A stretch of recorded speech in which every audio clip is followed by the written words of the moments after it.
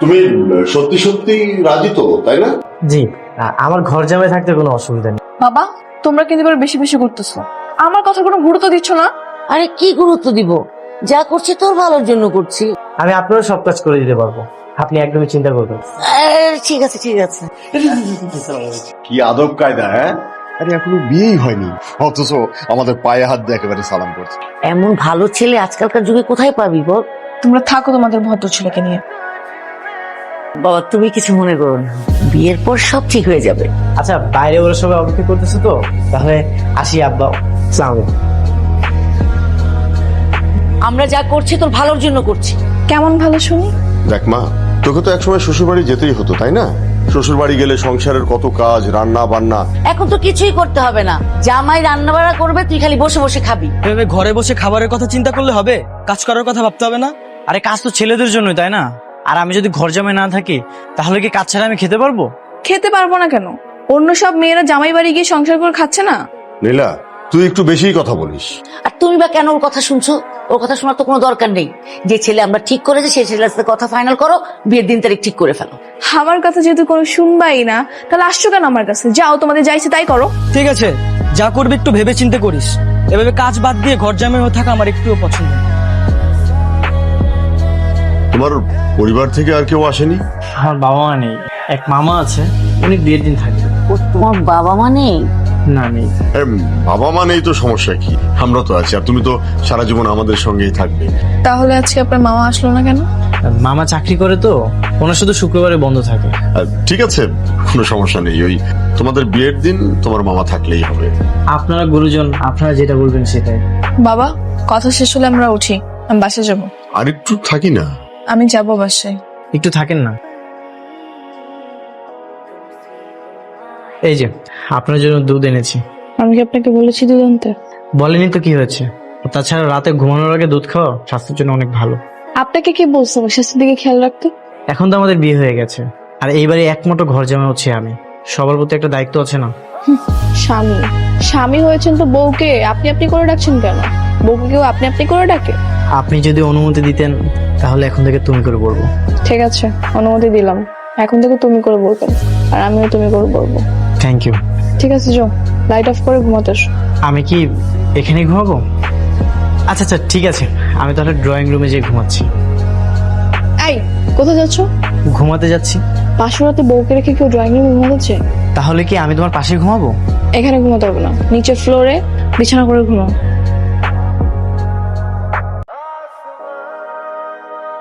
দুলাভাই, আপনি তো ভালো রুটি বানাইতে পারেন। আমি সবই পারি, বুঝলা? শোনো, এখন থেকে সব রান্না আর বাজার সবকিছুই আমি করব। কি বলছেন এসব? তাহলে তো মনে হয় আমার চাকরি আর থাকবো না। আচ্ছা, এই পরোটা ডালগুলো তুমি নিয়ে যাও, আর আমি ডিম ভাজিটা আনতেছি না।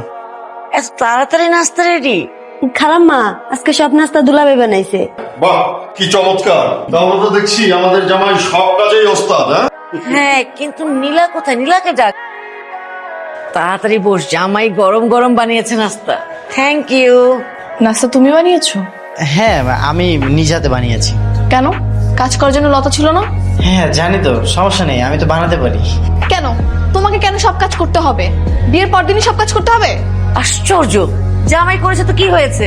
ওর তো কথাই ছিল বাড়ির সব কাজ করবে। হ্যাঁ, আমার তো কাজ করতে কোনো সমস্যা নেই। আচ্ছা, এই ঠান্ডা হয়ে যাচ্ছে, তুমি তাড়াতাড়ি খেয়ে নাও। তোমরাই খাও, আমার খাওয়ার কোনো মুড নেই। কি হলো, ড্রাইভার কোথায়? এখন আসতেছে না কেন? ড্রাইভার নেই, হাসান গাড়ি চালাবে। হাসান গাড়ি চালাবে মানে? তুমি কি এখন ড্রাইভারকে বাদ দিয়ে হাসানকে ড্রাইভার বানাবা? হাসান যখন গাড়ি চালাতে পারে, ও নিজেদের মানুষ, ও চালাবে, তাই ড্রাইভার বাদ দিয়ে দিয়েছি। তাই বলে হাসানকে? হাসান নিজে বলেছে সে গাড়ি চালাবে। সরি, ওই চাবিটা খুঁজতে খুঁজতে একটু লেট হয়ে গেছে। তোমার হাতে চাবি কেন? আমি গাড়ি চালাবো তাই। তোমার মান সম্মান নাই থাকতে পারে, আমার একটা মান সম্মান আছে। কিন্তু কি করতেছো তুমি এসব? রাগ করতেছো কেন? হ্যাঁ, অযথা রাগ করতেছিস কেন? আমি না এই জন্যই তোমাকে বিয়ে করতে চাইনি, আমি জানতাম তোমাকে এভাবে ছোট হতে হবে। আচ্ছা চলেন, লেট হয়ে যাচ্ছে। এই, বাইরে তো বৃষ্টি হচ্ছে, গাড়ির ভিতরে যেয়ে বসো। তুমি কি আমার কোনো কথা শুনবা না? শুনবো না কেন, একবার শুধু হুকুম করে দেখো। তুমি তো ভালো করেই জানতে আমি তোমার সঙ্গে বিয়ে করতে রাজি ছিলাম না। হ্যাঁ, সেটা তো জানি। এখন যখন বিয়ে হয়েই গেছে তো তোমার তো আমার কথা সব শুনতে হবে। আমি তো কোনো কাজে ফাঁকি দিচ্ছি না। তুমি এখন থেকে বাসায় আর কোনো কাজ করবা না। বাসায় যে কাজের লোক আছে সে সব কিছু করবে। দরকার হলে নতুন লোক রাখবো আমি। এইসব কাজ করানোর জন্যই তো তোমার বাবা মা শর্ত দিয়ে তোমার সঙ্গে বিয়েটা করিয়েছে। এখন আমি যদি এসব কিছু না করি তারপর তো দেখা যাবে তোমার সঙ্গে আমার ডিভোর্স হয়ে গেছে। আচ্ছা, আমি তো তোমার বউ, তাই না? আমি যদি তোমাকে ডিভোর্স না দিই তাহলে তারা কিভাবে ডিভোর্স করাবে? দেখো, আমার কথা না শুনে কিন্তু আমি তোমাকে কোনোদিন মেনে নিব না। তুমি ভেবে দেখো কি করবা। আপা, শুনলাম মেয়েকে বিয়ে দিচ্ছেন, ঘর জামাই নাকি পেয়েছে? ছেলেটা খুব ভালো পেয়েছি। আম্মা, এই যে আপনাদের চা। আচ্ছা আম্মা, রাতে কি কি রান্না করব? রাতে? আচ্ছা, আমি তোমাকে ভেবে একটু পরে বলছি। তুমি এখন একটা কাজ করো, দেখো যে ওই কোনাগুলোতে কেমন বালু বালু লাগছে, একটু ফ্লোরটা ঝাড়ু দিয়ে দাও। আমি এখনই পরিষ্কার করে দিতেছি। সত্যি খুবই ভালো ছেলে পেয়েছেন। এই, উঠো, দাঁড়াও, রাখো এটা। উঠতে বলছি আমি, উঠো। আসো। আরে জামাইকে নিয়ে কোথায় যাচ্ছিস এখন?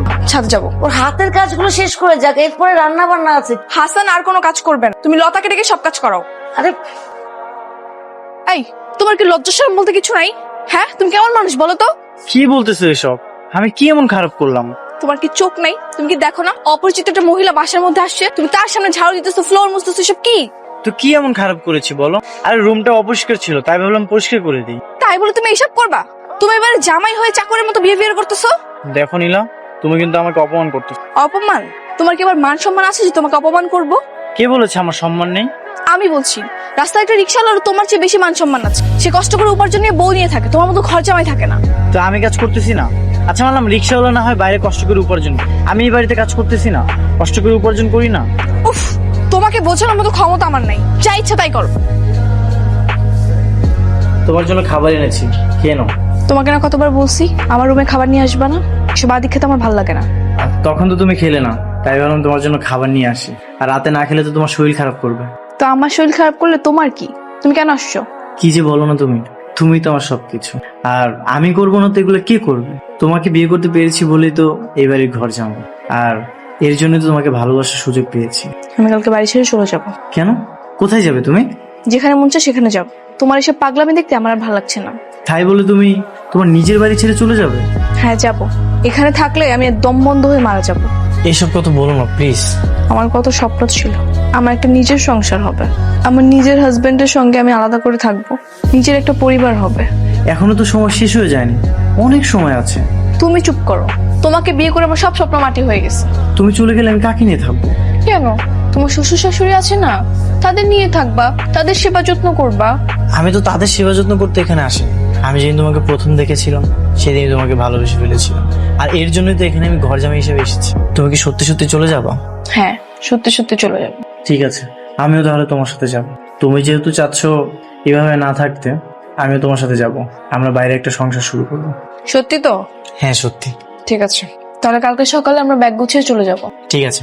আচ্ছা নাও, এবার খাবারটা খেয়ে নাও। এত বেলা হয়ে গেল এখনো নাস্তা নাই, গেল কই সব? হাসান, হাসান, আই লতা, কিরে এত বেলা হয়ে গেছে, নাস্তা কই? খালাম্মা, দুলাভাই তো এখনো রুম থেকে বের হয় নাই। নবাব জাদা এখনো ঘুমাচ্ছে, নাস্তা কি আমি বানাবো? হাসান, আরে এই কোথায় যাচ্ছিস তুই? আমরা এই বাড়ি ছেড়ে চলে যাচ্ছি, থাকবো না এখানে। চলে যাচ্ছিস মানে? তোর ভালোর জন্য আমি ঘর জামাই আনলাম, আর তুই ঘর ছেড়ে জামাই নিয়ে চলে যাচ্ছিস? হ্যাঁ, যাচ্ছি, কারণ যেখানে আমার স্বামীর কোনো সম্মান নেই সেখানে আমি আর থাকবো না। থাকবো না মানে কি? আর এখন হুট করে তোরা যাবি বা কোথায়? যেখানে ইচ্ছে সেখানে যাব, কিন্তু তোমাদের সঙ্গে আর থাকবো না। ও, তা থাকবে কেন? বুঝতে পেরেছি, সব এই হাসানের পরিকল্পনা। বাহ হাসান বাহ, 7টা দিন হলো না তুমি এখন আমার মেয়েকে পটিয়ে পাঠিয়ে নিজের বাড়িতে নিয়ে যাচ্ছ? না মা, নীলা চাচ্ছে তো তাই। চুপ থাকো তুমি, আমাকে বলতে দাও। শোনো বাবা, আমি এরকম জীবন কখনো আশা করিনি। আমি সবসময় চেয়েছি আমার একটা আলাদা সংসার হবে, কিন্তু তোমরা যা করছো এতে আমার স্বামীকে নিয়ে এখানে থাকা আমার পক্ষে সম্ভব না। ঠিক আছে, যাবি যা, কোনো সমস্যা নেই, কিন্তু বাস্তব যে কত কঠিন এটা বের হলে টের পাবি। একবার শুধু বাবার হোটেল থেকে বের হয়ে দেখ না, পৃথিবীতে দুবেলা দুমুঠো ভাতের মূল্য যে কত বেশি সেটা বের হলে টের। দরকার হলে না খেয়ে থাকবো দুজন, তারপর আমার হাজবেন্ডকে যেখানে অপদস্থ করা হবে সেখানে আমি এক মুহূর্ত থাকতে চাই। চলো।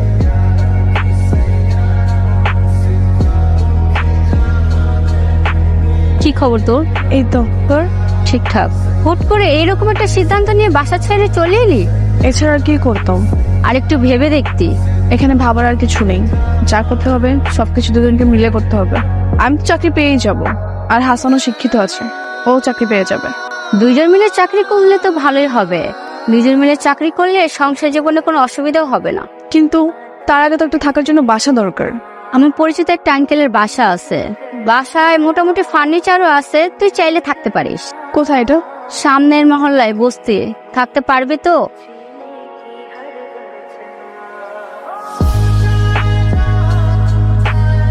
তো চলে আসছো? আমাকে একটা কল দিতে। তুমি বাজারে গেছো কেন? আমি তাহলে বাজারে যেতাম। সমস্যা নেই, আমি ভাবলাম অফিস ছুটি হয়ে গেছে, তাড়াতাড়ি বাজারটা করেই যাই। তোমার কি অনেক কষ্ট হয়ে যাচ্ছে?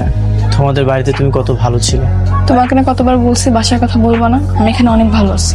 ঠিক আছে, আর বলবো না। তোমার চাকরির খবর কি, খোঁজ নিয়েছিলে? হ্যাঁ, আমাকে জানিয়েছে, পরশু যেতে বলেছে। যেও, কিন্তু তোমার চাকরিটা হয়ে গেলে আমাদের সংসারটা অনেক ভালো চলবে। হ্যাঁ, তুমি অনেক ভালো। হ্যাঁ, আমার কি সৌভাগ্য দেখো, এত লক্ষ্যে একটা মেয়েকে বউ হিসেবে পেয়েছি। তুমি অনেক ভালো হাসান, সব মেয়েরা তোমার মতো সহজ সরল ছেলে পায় না। আমি তোমাকে অনেক ভালোবাসি। আমিও অনেক ভালোবাসি। ঠিক আছে, চল তাহলে একসাথে রান্নাটা করে ফেলি। না থাক, আজ আমি রান্না করি, তুমি রেস্ট করো। এই নীলা, এই নীলা, নীলা, নীলা, আপনারা কি নীলাকে দেখছেন? এই নীলা, নীলাকে দেখছেন? এই নীলারে তো পাইতাছি না, হঠাৎ করে ও কই গেছে? আমি সব জায়গায় খুঁজলাম। দেখ, ওর যদি কিছু হয়ে যায় তাহলে আমার কি হবে? আমার তো কেউ নাই ও ছাড়া, তাই না? আর ওর যদি কিছু হয়ে যায়, ওর বাবা মার কাছে আমি কি জবাব দেবো? আচ্ছা থাক, টেনশন করিস না, আছে আশেপাশে কোথাও আছে, টেনশন করিস না। আরে আশেপাশে যদি থাকতো তাহলে তুমি পাইতাম, আমি সব জায়গায় খুঁজছি কিন্তু পাইনি তো। আচ্ছা চল তো এদিকটাতে যাই একটু দেখি। আরে তুমি কোথায় গেছিলা? আমি তো টেনশনে শেষ। তো তেল আনতে গেছিলাম। বলছিলাম না তোরে আশেপাশে ছিল।